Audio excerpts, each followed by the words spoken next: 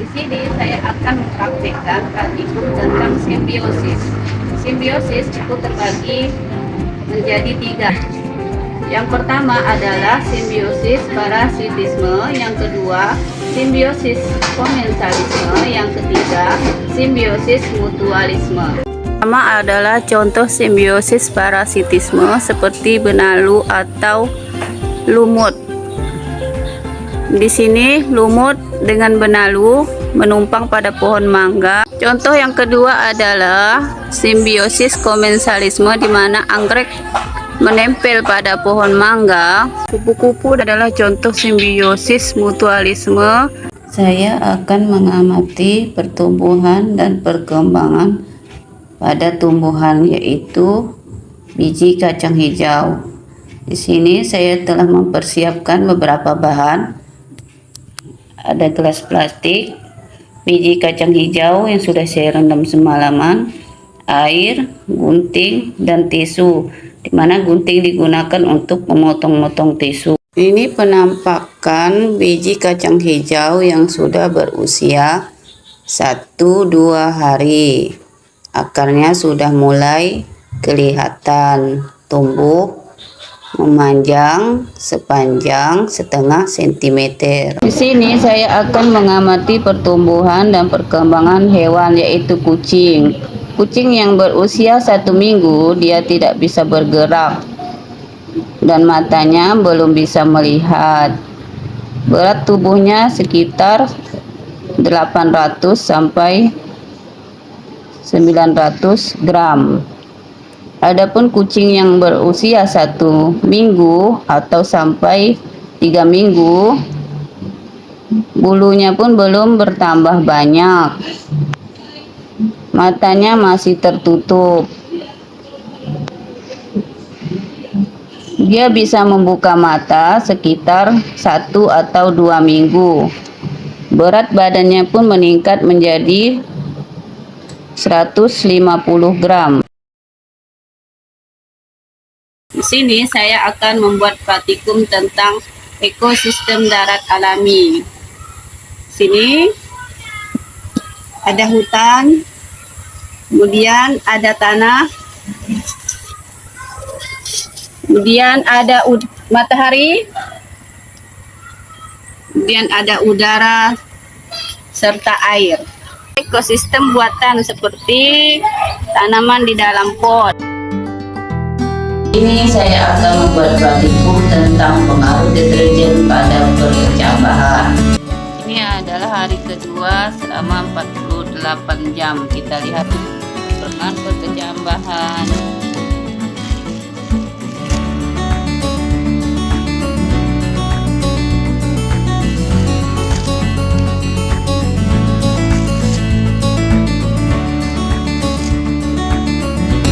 Sini kita bisa melihat kalau pengaruh dari deterjen itu berdampak sangat tidak baik di percambahan.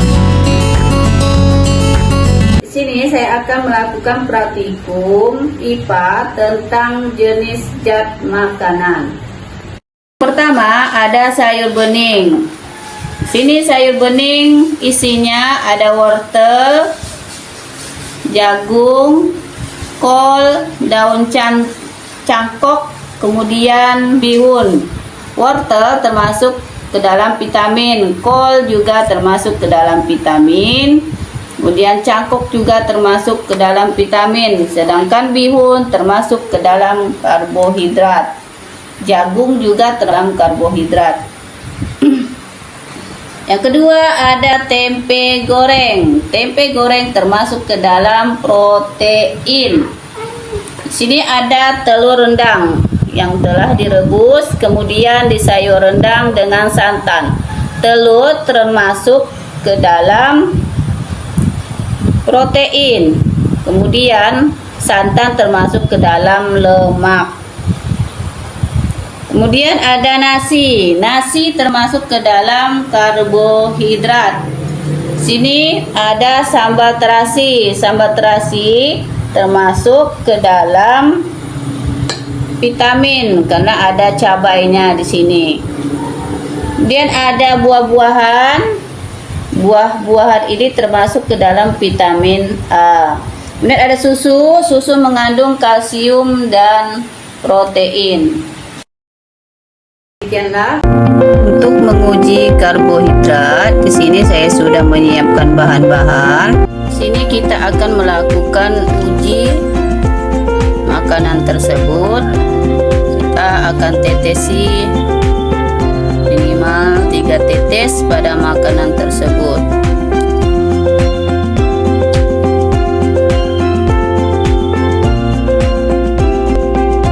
Di sini kita bisa melihat setelah 10 menit nasi berubah warna menjadi biru kehitaman. Kemudian ubi juga, tepung terigu, kemudian rotinya juga berubah menjadi ungu kehitaman. Berarti keempat makanan ini termasuk karbohidrat.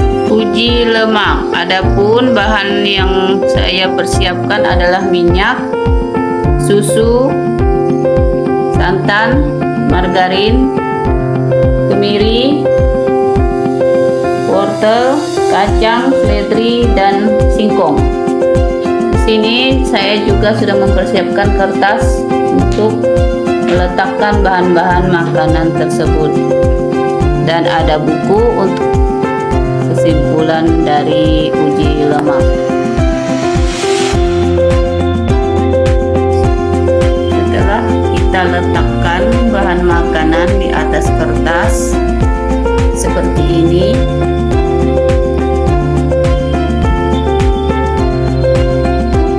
kita akan tunggu beberapa menit. Kita bisa melihat pada santan memiliki lemak. Saya akan membuat praktikum tentang alat pencernaan pada manusia. Selamat menyaksikan.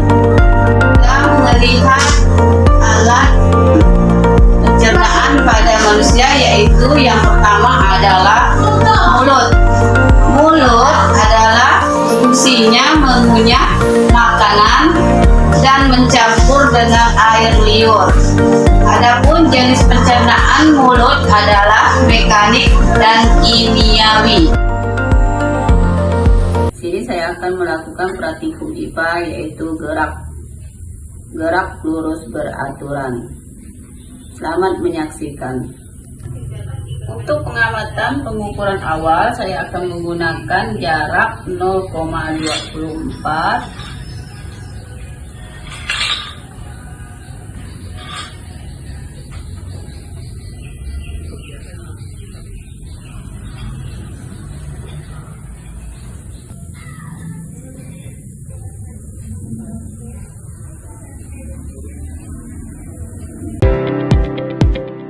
pesawat sederhana, yaitu tuas. Selamat menyaksikan. Adapun di sini alatnya sudah saya persiapkan, ada botol air mineral, penggaris, Lego, kemudian buku untuk mencatat praktikum ini. Pertama-tama kita letakkan penggaris di atas botol. Tengah titik tumpunya, kemudian kita letakkan Lego,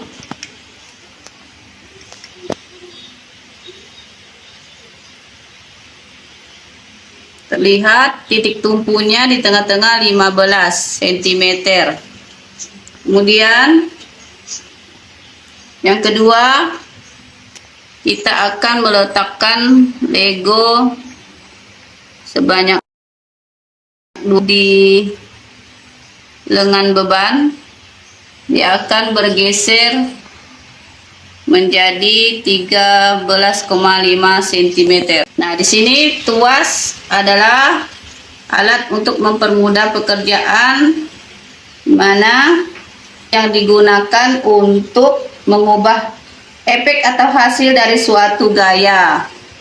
Jadi kesimpulan dari praktek di sini tentang pesawat sederhana adalah semakin berat beban, maka semakin pendek lengan beban untuk menyeimbangkan beban dan kuasa. Sebaliknya, apabila Semakin panjang lengan puasa, maka semakin kecil gaya yang dibutuhkan dan semakin besar keuntungan mekanismenya.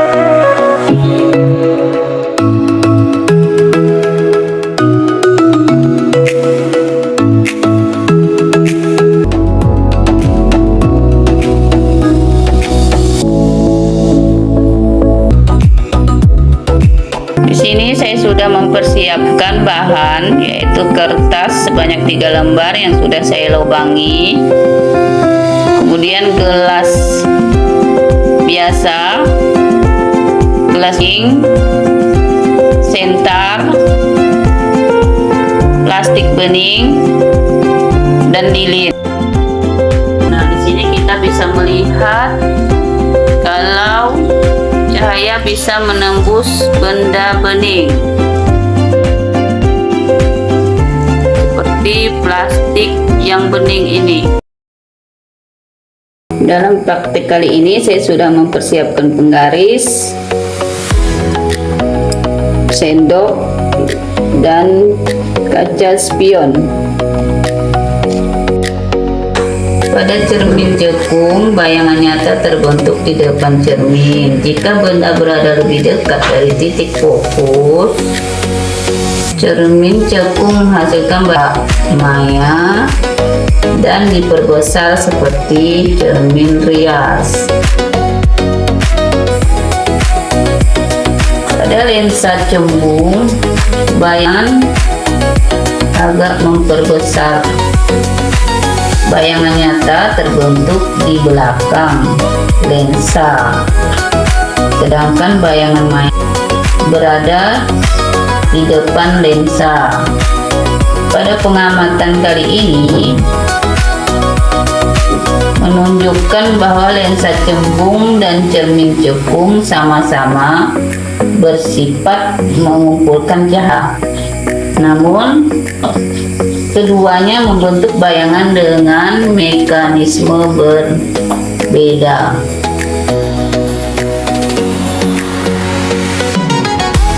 Di sini saya akan melihat atau mengamati dari jarak 60 cm. Saya akan menutup mata sebelah kiri.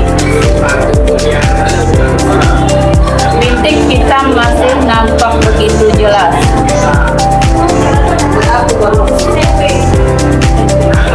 Kemudian di jarak 59, bintik hitam masih nampak jelas. Kita akan mempersiapkan bahan. Di sini sudah tersedia bahannya. Yang pertama ada aliran listrik, kemudian ada kawat besi, kawat tembaga, kemudian ada sendok,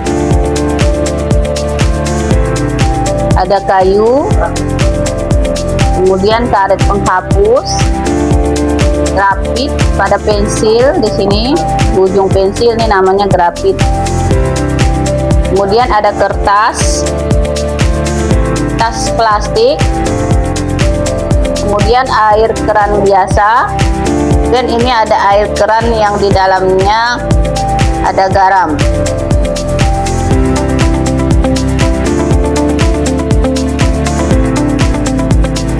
Yang pertama-tama kita akan melakukan uji coba pada kawat besi, apakah mengandung konduktor atau tidak.